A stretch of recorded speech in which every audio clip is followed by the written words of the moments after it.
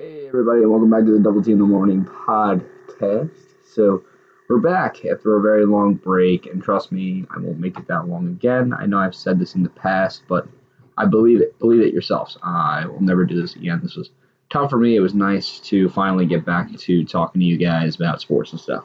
I'll talk about where I've been, what's going on with Wildcard weekend, and what do I think will happen in divisional round. So let's get right to that.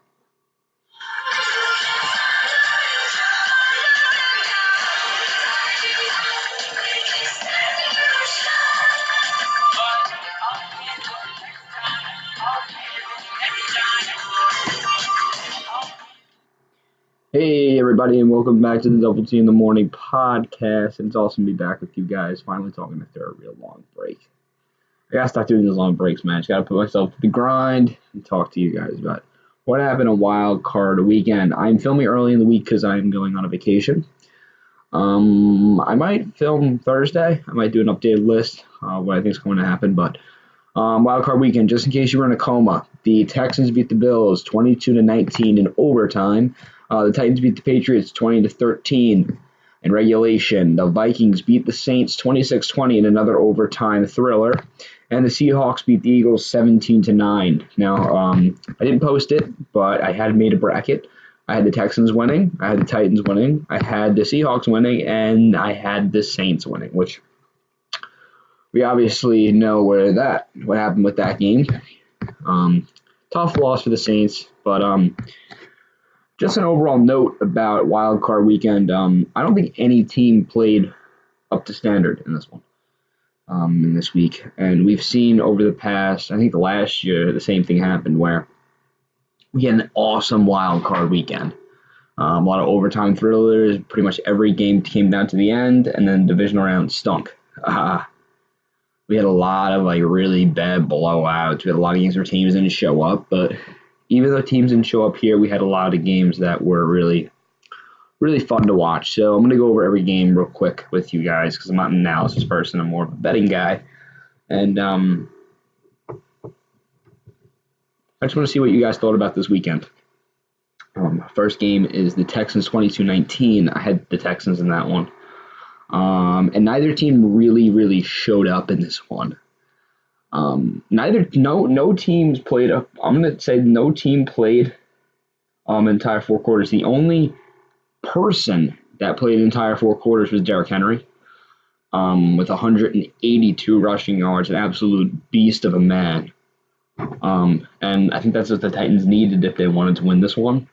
So it's awesome that they got that one there. I'm really happy for them. I'm happy that the Patriots are finally out. But Texans-Bills 22-19, you felt something brewing in this one. As soon as that that kickoff and the guy gave himself up, which I think is the right call, to be honest. Use common sense. The guy obviously wasn't going to return the kick. He was just there to, just grab the ball and, just let the ball go and take it to the 25. So... And Deshaun Watson works his magic once again. But again, he looked really flat in the first half. Luckily, the Bills fell apart in the second half as well. And with some Wilson magic, they were able to take that game to overtime and kick a game-winning field goal. I just want to give a quick shout-out to the Bills Mafia for absolutely showing up and not having any tables in Houston for sale. That's awesome. And really, the Bills and the Texans, two teams that are really coming up right now. I'm excited what they do next year. Congratulations to the Bills also. Really well-played game. Titans 2013. In this game, I knew Henry had to show up in order to win that game. I think he did. Well, obviously he did. 182 yards and I think 2 touchdowns. And a touchdown. Pick 6 in the end of this game sealed this one. Both teams, again, their passing games looked really flat. I think to win this game, the Patriots really needed James White to show up, and they really didn't give the ball to him that much, which surprised me. I thought they were going to hand the ball off to him a whole lot. But again, both teams really didn't show up. Titans deserve that one, though. My brother's a big Titans fan. I was with him during the game, and it's awesome. to finally see the Patriots fall and all of the crowd reaction, the fan reaction, and there was no big penalties that were able to obstruct the game. It was a clean win. Vrabel gets his revenge on Belichick, and just really an awesome game for anybody who watches football. Just an awesome game for anybody who enjoys the game of football to see them finally go down. Next game, Seahawks-Eagles. These are the three I won. I had the Seahawks, and I wanted the Eagles to win because I kind of wanted to see them just, because everyone didn't want them to see them. I kind of just wanted them to win that game, just to make it look like they were in the play. I just made it look like they were meant to be there. Wentz goes down once again, and it like, I get it. It was a bad hit. He should have been penalized, but it didn't change the game. McCown went in the game. They looked flat. The Seahawks looked flat too. Neither team looked really, really good in this game until maybe the fourth quarter. McCown finally put it together, but they couldn't convert on a fourth down, and the Eagles, with the help of Wilson and Metcalf, brought this one to a win, and the Seahawks will be moving on. And the last one, the Saints and the Vikings. The Saints played their worst game. They had an easy opponent in the Vikings. I really don't think the Vikings are that good. The Vikings didn't play well either. Neither team played good. The running attack was totally not there. Breeze looked like a shell of a man, which really stinks because I love Breeze. But just a quick thing at the end of that game. The pass interference, if you're a Saints fan, you're arguing about that pass interference, like, get over yourself, man. First of all, he extended his arm, but it wasn't. You had 60 minutes to win that game. We didn't get the ball. Well, you had 60 minutes to do something in that game. You were the better team, and you blew it. You blew it. Completely blew it. Second thing, that he should have never been on the tight end. Yeah, I know he's an all-pro, but it comes down to size. Rudolph is 6'7", with his arms up and a vertical. He's probably got a foot on the corner. I'm blanking on his name right now, but he should have no business. It should be a middle linebacker guarding him. Third thing, I'm happy you guys got screwed. I really am. Because you caused so much drama. And if you're going to say that this one was caused by pass interference, just get over yourself, really. They screwed me, but I went 3 for 4. Not terrible. I won 2 of my FanDuels. I did the Saints FanDuel, and I did the Texans-Bills, and I won both of them. Both 50-50s, both for $2. Just I won like $4 over the weekend, which can't be mad about that. But as we move forward to the divisional round, we are back with the Double T in the Morning podcast. And we're going to go over some divisional round stuff. Have a little fun here. Real quick, in the comments, leave down below how your brackets did and what you think is going to happen in the divisional round. It's the most wonderful time of the year for football fans. I actually don't believe that. I think week 1 is the best time in football. It's the most fun.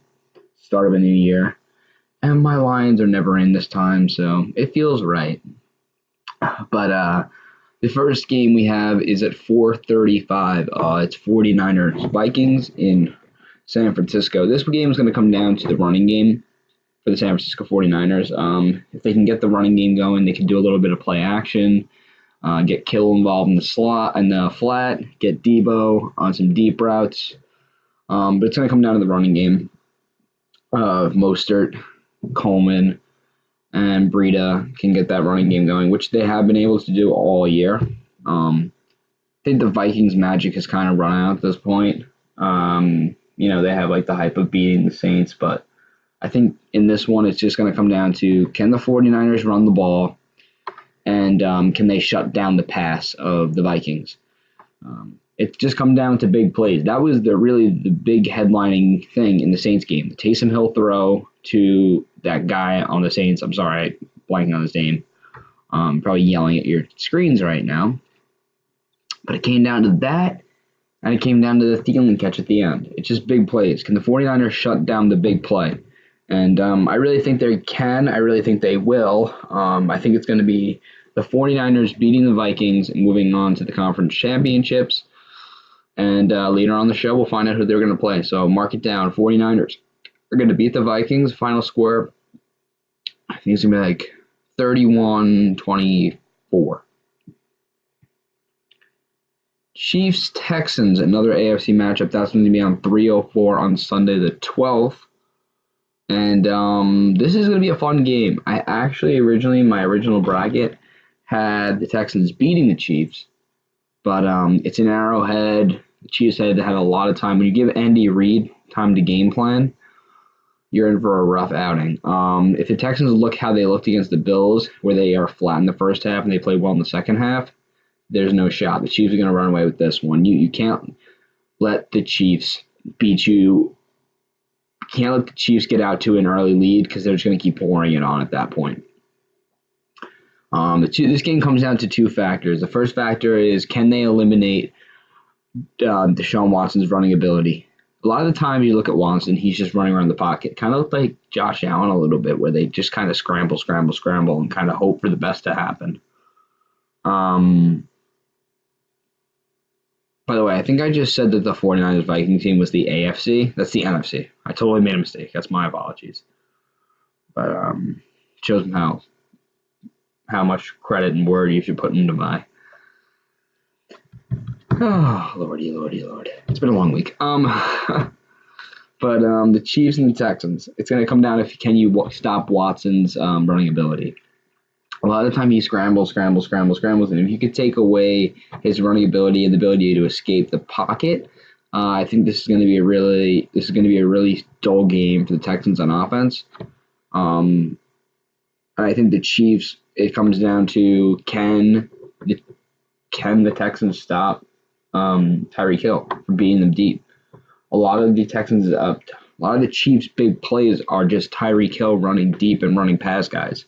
Speed kills, and if they're not able to shut that down, it's not going to be a good day. And I really don't think this is a good day for the Texans. I think they get totally blown out by the Chiefs. I think this game ends in a 28-14 game winner for the Chiefs. And let's move on to the next one. Ravens and the Titans. This one seems like a blowout on paper, but I think it's going to be a lot closer than people think. Obviously, the number one thing for the Ravens is shutting down Derrick Henry. You saw what happened with the Patriots when they shut down A.J. Brown. It very limited Tannehill, but Derrick Henry was able to run all over the field. And Tannehill's not going to beat you with game plan. Vrabel's not going to beat you with schemes. Vrabel isn't going to beat you with messing with Lamar's head. He's going to beat you with straight power and straight and hard-nosed football.